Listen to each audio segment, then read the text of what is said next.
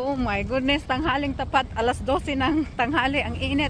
So babalik ako sa Goodwill kasi kahapon may nakita akong red top, something to wear on 4th of July, and I didn't get it yesterday, so I decided to come back today and get those red stripe top that I can wear on 4th of July.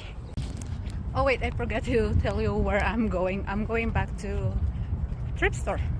Let's go to Goodwill on my lunch, an hour lunch break.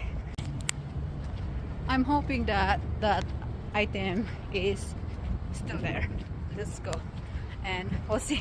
Wala yung mga napili ko. May nahanap akong cute na damit para kay Ayla. Saka ito, brand new with tags. Ayan, ilagay natin dyan.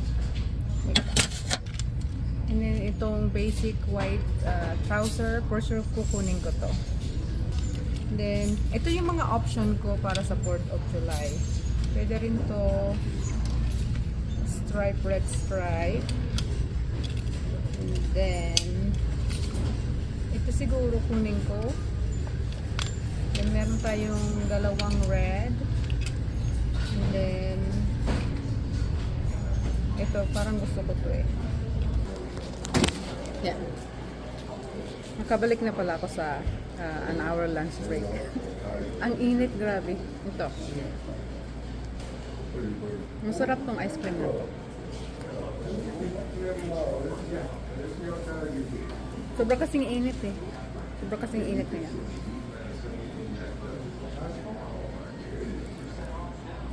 Yung spoon hindi masyadong strong. Wala ng araw, minsan alas 4 ng hapon, may araw pa, mainit pa. Medyo mahangin. Ayun, uwi na tayo.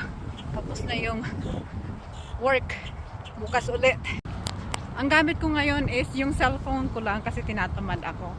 Para, kung curious kayo, and then ang ginamit kong camera is yung back camera kasi mas maganda yung quality ng back camera. Habang inaantay ko yung corn na maluto ba, so mag-haul tayo. Ito yung nabili ko sa Goodwill. Ito yung kinuha akong red, white stripe. And then, itong white Abre Karambe and Peach trouser. 100% cotton, parang spring, summer vibe na dress. Para kay Ayla. And then, itong long sleeve Sarah dress. Brand new with tags. Ano lang so